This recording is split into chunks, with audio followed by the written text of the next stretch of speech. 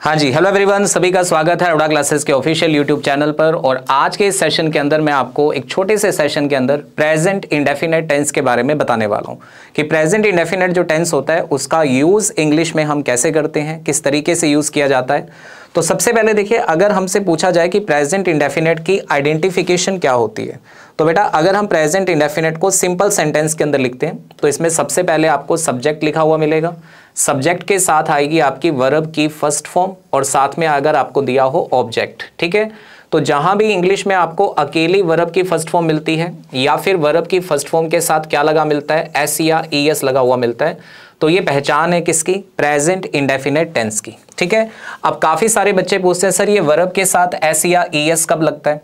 तो बेटा जब आपका सब्जेक्ट ही, शी, इट या कोई भी सिंगुलर नेम होगा तो हम वर्ब के साथ क्या जोड़ते हैं, एस या ईएस जोड़ के उसको सिंगुलर बना देते हैं। ठीक है, और जब आपका सब्जेक्ट प्लूरल होगा, आई, यू, वी, दे, तो उसके साथ हम एस या ईएस नहीं जोड़ते, यानी अपनी वर्ब को हम प्लूरल रखते हैं। ठीक है, अगर सर क्वेश्चन इंटेरोगेटिव आ जाए या फिर नेगेटिव आ जाए तो उसमें क्या होगा, उसमें बेटा हमें लिखा हुआ मिलेगा डू या डज।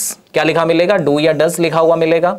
और डू डज के साथ हम वर्ब की कौन सी फॉर्म लगाते हैं, फर्स्ट फॉर्म लगाते हैं।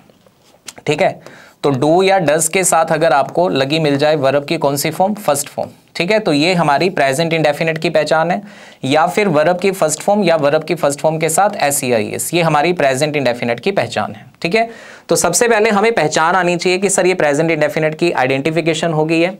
हेल्पिंग वर्ब का जो यूज होता है बेटा वो सिर्फ और सिर्फ नेगेटिव और इंटेरोगेटिव सेंटेंस के अंदर ही होता है। नॉर्मल जो सेंटेंस होते हैं, सिंपल सेंटेंस के अंदर हेल्पिंग वर्ब का यूज नहीं होता है। आई बात समझ में।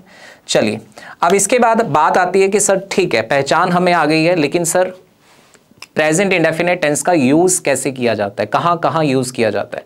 तो देखिए प्रेजेंट इंडेफिनेट टेंस का जो यूज है वो कहां कहां हो सकता है। सबसे पहला लिखा है हैबिट। अगर हम किसी भी पर्सन की हैबिट बताते हैं, ठीक है, रेगुलर एक्शन बताते हैं, ठीक है, तो वहां पे हम प्रेजेंट इंडेफिनेट टेंस का यूज करते हैं। जैसे मैंने कहा I brush my teeth twice a day, मैं दिन में 2 बार अपने टीथ को ब्रश करता हूं। ठीक है, नंबर 2 आता है यूनिवर्सल ट्रूथ। ऐसे ट्रूथ जो कभी भी किसी भी कंडीशन के अंदर चेंज नहीं हो सकते, ऐसे फैक्ट्स जो कभी भी चेंज नहीं होते, उन्हें हम कहते हैं यूनिवर्सल ट्रूथ। जैसे लिखा है the sun rises in the east, इस कंडीशन में भी प्रेजेंट इंडेफिनेट लगेगा।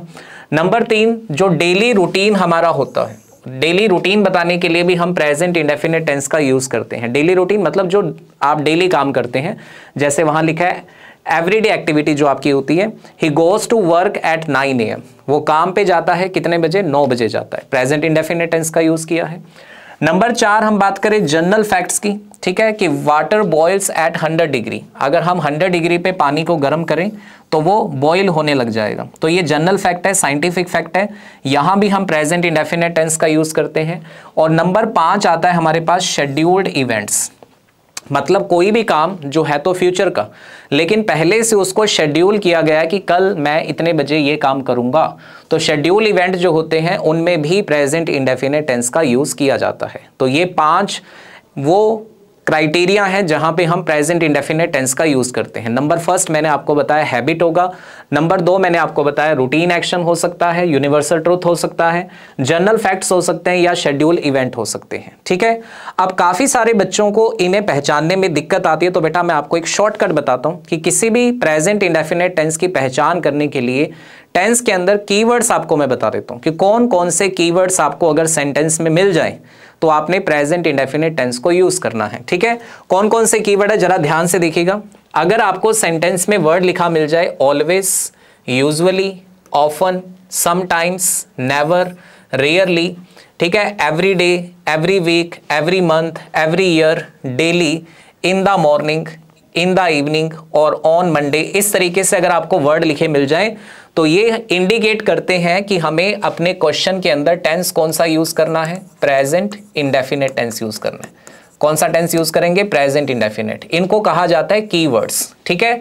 और ये जो कीवर्ड्स है ना बेटा, ये बहुत ही ज्यादा हेल्पफुल होते हैं कॉम्पिटिटिव एग्जाम्स की। जब मैं बात करूं क्वेश्चन जो आते हैं हमारे पेपर में, तो उनके अंदर ये कीवर्ड्स बड़े इंपॉर्टेंट होते हैं। तो कीवर्ड्स आपने याद रखने हैं। ये सारे के सारे कीवर्ड अगर आपको कहीं भी किसी भी सेंटेंस के अंदर दिख जाए तो वहां हम प्रेजेंट इंडेफिनिट टेंस का यूज करते हैं, ठीक है। इनमें कुछ और बातें भी मैं आपको बताता हूं, जैसे वर्ड है बेटा नेवर, रेयरली, हार्डली, स्केयर्सली। ये सारे के सारे वर्ड क्या है? नेगेटिव वर्ड हैं। कैसे वर्ड हैं? ये नेगेटिव वर्ड हैं। और नेगेटिव वर्ड के साथ हम कभी भी कोई दूसरा नेगेटिव वर्ड यूज नहीं करते हैं, ठीक है ना। अगर आपको कहीं लिखा मिल जाए नेवर, क्या लिखा मिल जाए? नेवर लिखा मिल जाए, हार्डली लिखा मिल जाए, ठीक है, स्केयर्सली लिखा मिल जाए, तो इससे टेंस की पहचान तो आपको होगी, ठीक है। टेंस की पहचान तो आप कर ही लोगे कि इसमें प्रेजेंट इंडेफिनिट लगाना है। साथ में ये भी याद रखना कि ये सारे के सारे वर्ड कैसे हैं बेटा? नेगेटिव वर्ड हैं। और नेगेटिव वर्ड में कोई भी दूसरा नेगेटिव वर्ड इनके साथ हम यूज नहीं करेंगे, ठीक है। चलिए कुछ क्वेश्चंस भी आपको मैं करके बता देता हूं, ध्यान से देखिएगा। जैसे पहले क्वेश्चन में कह रहा है कि what is the main function of the present indefinite tense. Present indefinite का मेन फंक्शन क्या होता है? तो सबसे पहले कह रहा है डिस्क्राइब रेगुलर हैबिचुअल एक्शन और जनरल ट्रूथ, बिल्कुल सही है। पास्ट के एक्शन बताता है? नहीं बताएगा पास्ट के एक्शन। फ्यूचर के एक्शन बताएगा? नहीं बताएगा, ठीक है। Describe action happening right now? नहीं जी।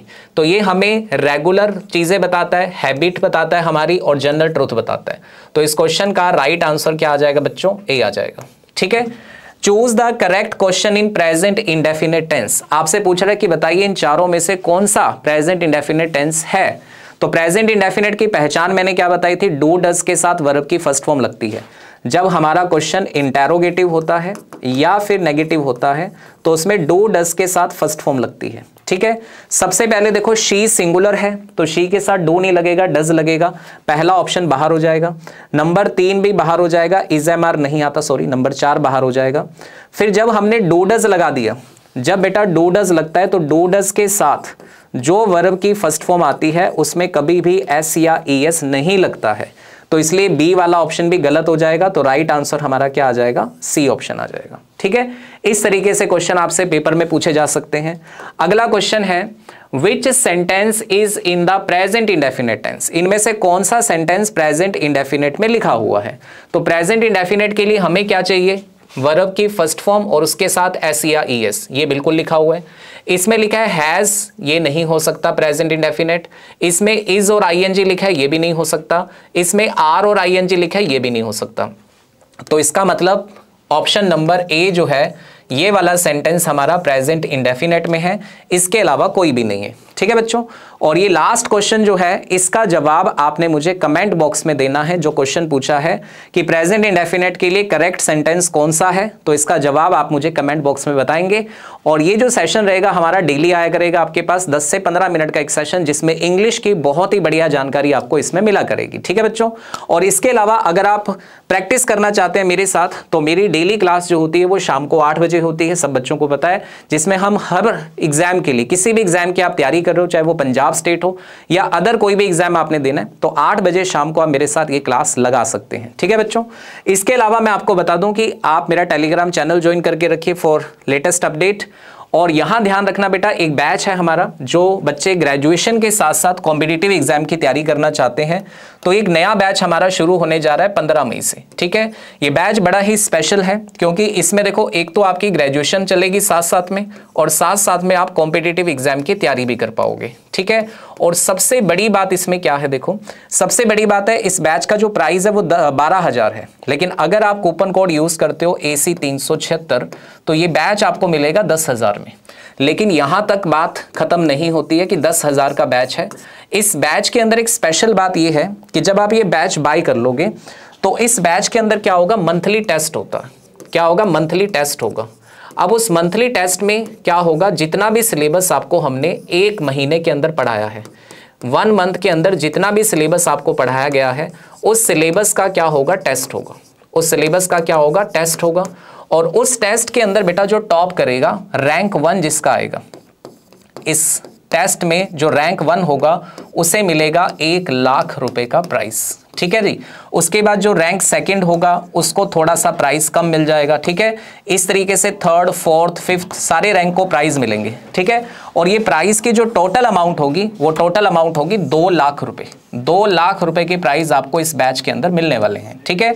ज्यादा अपडेट के लिए आप हमारे जो टोल फ्री नंबर है हमारा 8822010101 इस पे कांटेक्ट करना और उनको बोल देना कि मेरी बात जो है रोहित सर से करवा दीजिए, तो इस बैच के बारे में फुल इंफॉर्मेशन जो है वो मैं आपको दे दूंगा, ठीक है बच्चों। आई होप सो कि आपको ये बात समझ में आ गई होगी। और जो भी बच्चा इंटरेस्टेड है ग्रेजुएशन करने के साथ साथ अपनी कॉम्पिटिटिव एग्जाम्स की तैयारी करना चाहता है अरोड़ा क्लासेस की बेस्ट टीम के साथ, तो वो मुझे कांटेक्ट करना, मैं आपको पूरी गाइडेंस जो है इससे रिलेटेड दे दूंगा, ठीक है बच्चों। तो मिलेंगे ऐसे ही बेहतरीन सेशन के अंदर कल फिर। Okay bye, thank you so much.